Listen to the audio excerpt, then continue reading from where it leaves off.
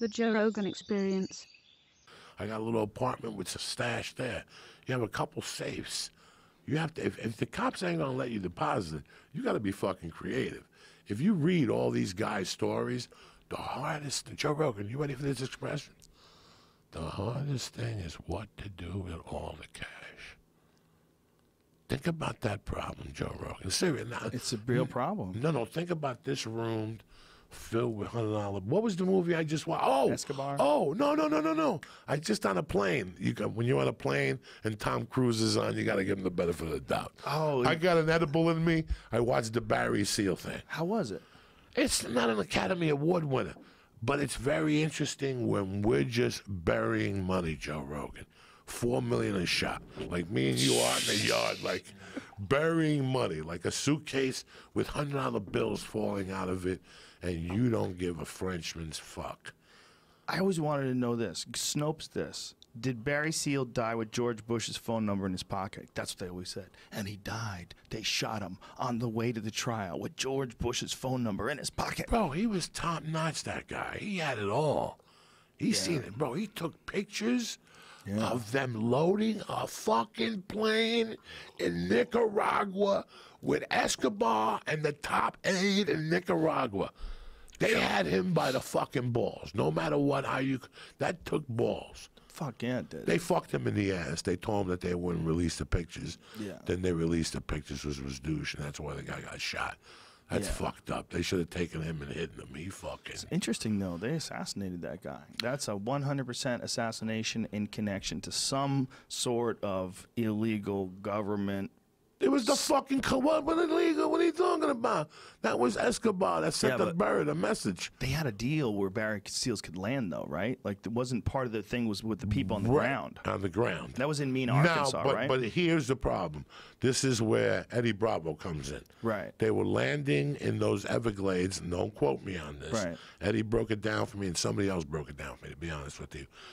And they were allowing that on your boy's clock, Clinton's clock. That's Netflix, the theory. The whole thing. Theory That's when Joey Diaz drops out. Right. I don't know Let me tell you about the truth, that. because the truth is fascinating. The truth is 2 boys were murdered. And the coroner, the official report they gave to the parents was that they had fallen asleep on the train tracks. So the parents pay for some sort of an autopsy, and it's revealed that the kid had been stabbed, and that one of them had been stabbed.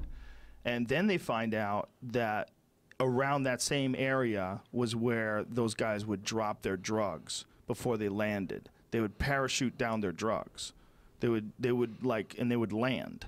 And these guys, they would drop points where they would put their shit, and then someone else would come by and pick it up on the ground. Right, you had coordinates. Right. And these kids apparently saw something they weren't supposed to see, so they fucking murdered these kids with knives. And then the coroner was all in on it. So they had to conduct some sort of independent. So that is what got this whole Barry Seals thing going. It was this lady trying to figure out, this parents trying to figure out what happened to their kids.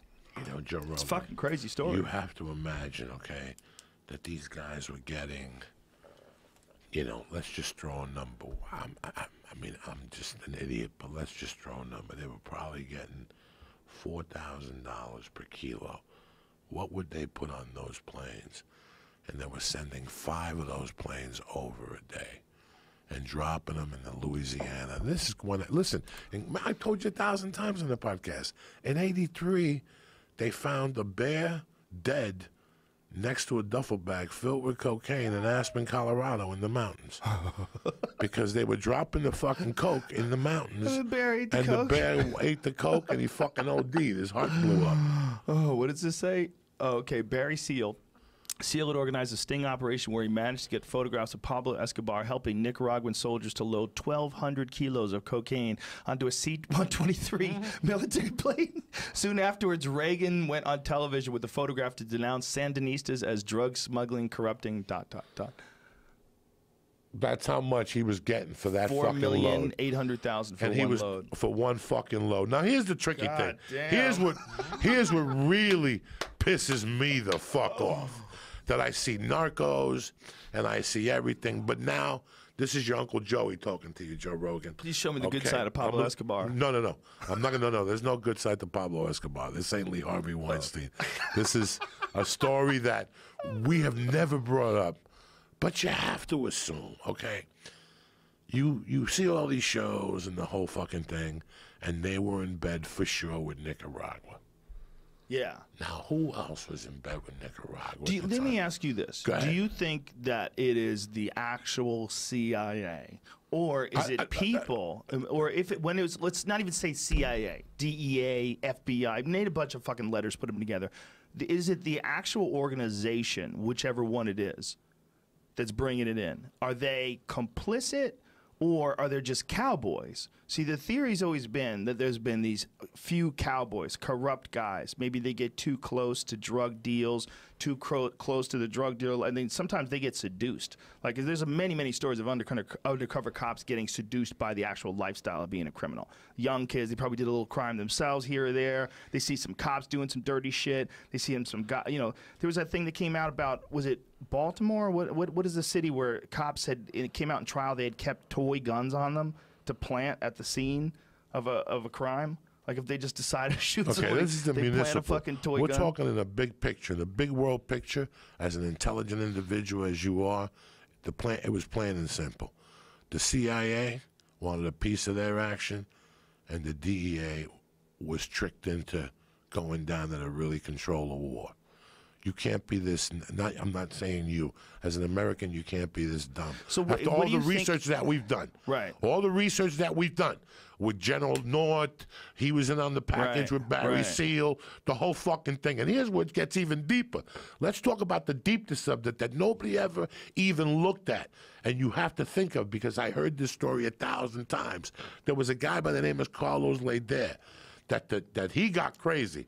You know, they show him getting his dick sucked on the radio in Colombia and everything, and all these TV shows. No, he was on an island snorting coke with long hair, talking like Jim Morrison, and having fucking threesomes. And the fucking the own cartel gave Leder up to the La DEA to keep them off their back. There was 5 partners. It's me, you, Jamie, and Red Band. But fucking Red Band's out there doing videos of him snorting coke with a fucking pigeon on his head. We can't have this.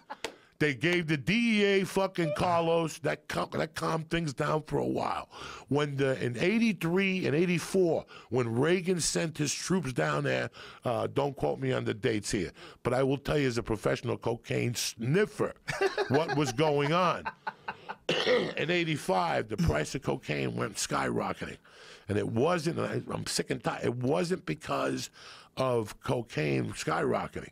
It was because the cocaine was coming in, but the toughest part was getting the ether alcohol into Colombia to process it.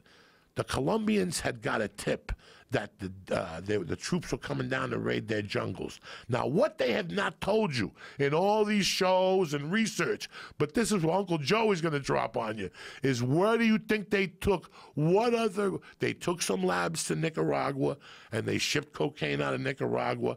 But guess who else partnered up with them too? Your buddy Fidel. Fidel was shipping it in. Yeah, he's going to be on the podcast in 3 weeks.